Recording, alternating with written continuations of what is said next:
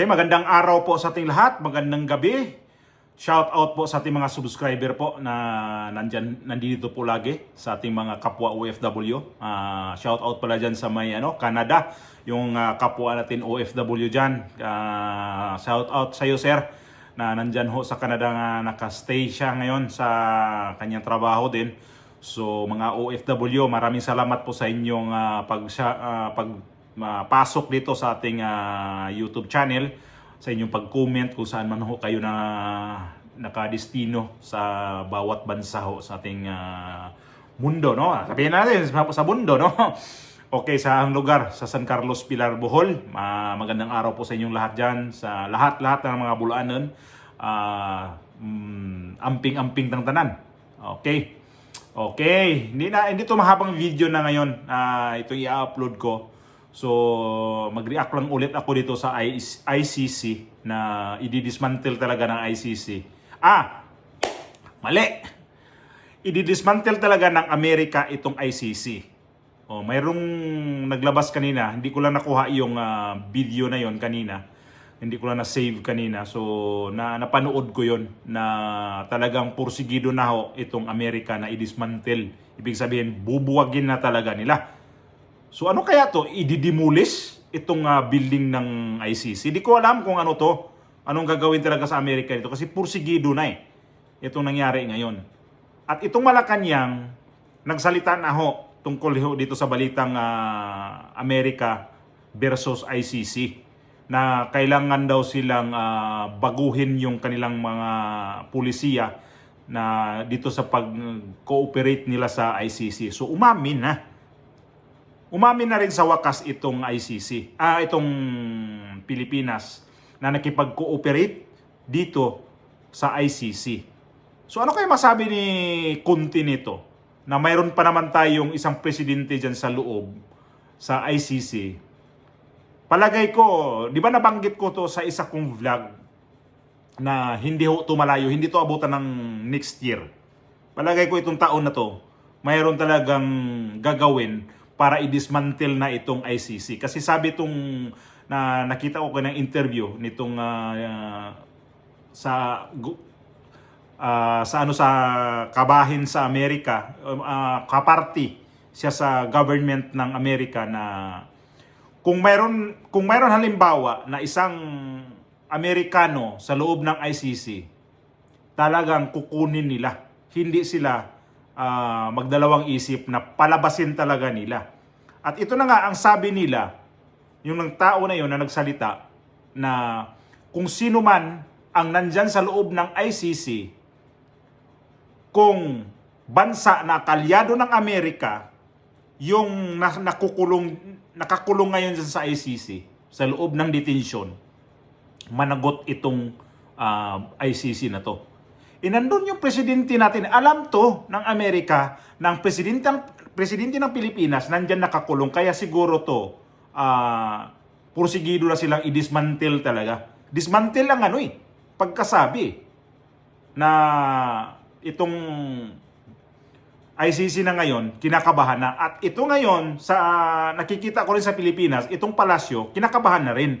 Kasi nakipag-cooperate sila dito sa sa itong lintik na tong ICC na to. Ilalo na kung malaman itong Amerika na itong paghuli o pagdala ni PRRD dyan sa kulungan ng ICC ay hindi dumaan sa tamang proseso, malamang sa malamang magiging problemado pa to sa Pilipinas. Damay ang Pilipinas nito. Kasi mag-imbestiga na kasi itong mga taga-Amerika, bakit ito, nakarating yung presidente ninyo na wala sa tamang proseso. Yun lang hindi ko to pinangunahan itong magiging resulta nitong ICC ngayon. ICC. Kasi pursigido na Pati nga itong European Union, kinundina nila itong desisyon ng Amerika na i-dismantle talaga itong ICC. Galit na kasi alam naman natin, ang ICC kasi, mayroon kasi panghalong pang-aabuso. Kung talagang ICC kayo, International Criminal Court kayo, yung sinasabi ninyo, kaya kayo ICC, idaan nyo naman sa tamang proseso. Yung presidente namin, kinuha dito sa kapwa namin Pilipino na pinadala ho dyan sa Amerika, dito sa Dahig, dito sa Europe. Hindi man lang kayo nag-imbestiga, bakit dumating itong presidente niya dito na, oo, may warrant of arrest, pero hindi nagkaroon ng kaso sa Pilipinas. Bakit nakarating to dito sa ICC mismo, sa detention itong ano ninyo? Ano ba yun? Nabubulol ako. Sa ano ko sa inis ko to eh. Bakit ito nakarating dito? Itong presidente ng Pilipinas na wala man ho tong proseso sa Pilipinas na kung paano hinuli. Kung balikan lang natin yung nangyari kay Tatay Digong, galing siya ng Hong Kong, pagdating pa lang sa NAIA, inabangan na siya doon nila ni General Torre. So malamang ito, kasama to sa investigasyon, ito sila ni Conte, kung sino yung nagpasimuno nitong para madala sa dito sa Dahig yung presidente ng Pilipinas. Mauuna yan, ito si Bongbong Marcos, huli ho yan. Di ngayon, yung investigasyon ng ICC, makarating pa rin yan sa Malacanang dito sa kay Bongbong Marcos. Sana nga hindi na to abutan bago sa matapos yung termino ni Bongbong Marcos. Maimbestigahan na rin to eh.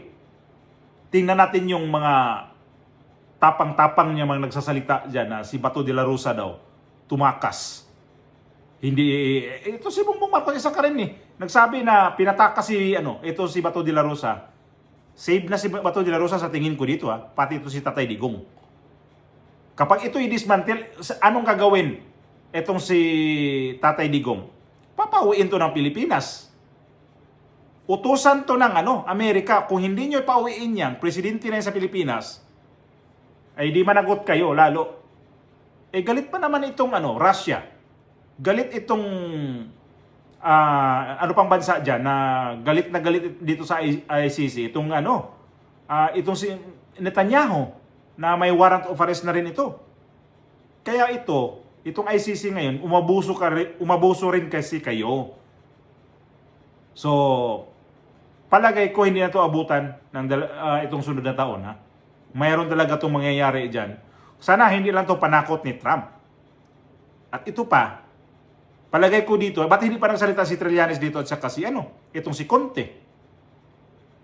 Yari kayo dito, yung mga involved dito na sino nagpadala kay Tatay Digong dyan sa dito sa Dahig.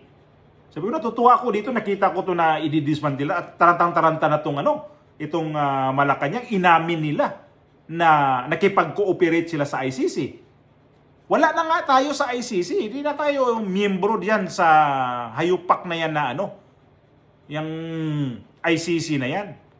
Nung sinabi ni Bongbong Marcos na hindi makipag-cooperate, mayroon yan, di ba? Sinabi niya na hindi kami makipag-cooperate diyan sa ICC kasi hindi na ho tayo miyembro. Dumaan, sinabi na naman nung paano kasi Interpol ang nag-issue ng warrant of arrest, kailangan natin makipag-cooperate sa Interpol kasi paano kapag tayo naman may kailangan sa Interpol na yung tao na yan wanted dito sa ibang bansa, hindi natin mapauwi sa Pilipinas.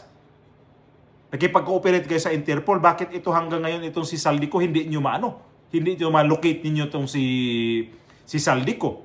Nga pa rin kayo dito.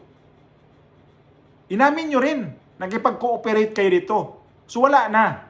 Itong sinabi ngayon sa Malacanang, na i-review nila yung policy. O yan galing pa sa inquirer yan. Yung sinabi na yan. Mismo na sila ang nagsabi na nakipag-cooperate na. So talagang kapag masama talaga yung masama talaga yung pagkatao mo, sisingaw at sisingaw pa rin talagang pinagagawa mo masama ka. Iwan ko ba?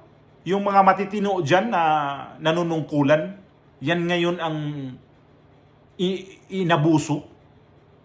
Lalabas din yan.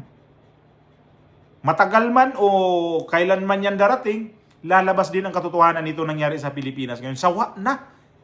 Ako manood ng mga balita dyan na puro na lang pangtugis sa mga kalaban sa politika.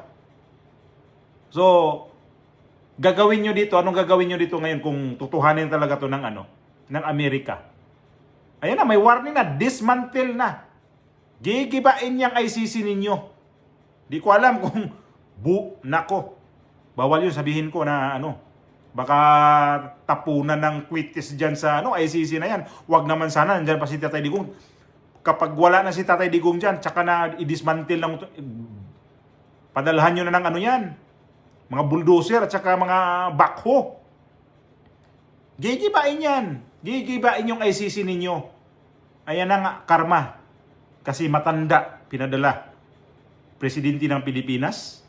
May edad na hanggang dapat may check up yun bago uuwi ng Davao pero napunta sa Dahig. Gaba na talaga. Ito na yung gaba.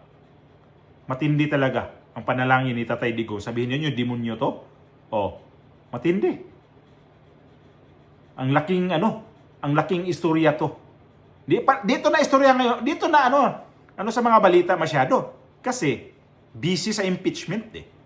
Pero ang Amerika ngayon, na to, may plano na sila dito kung kailan gigibain itong ICC.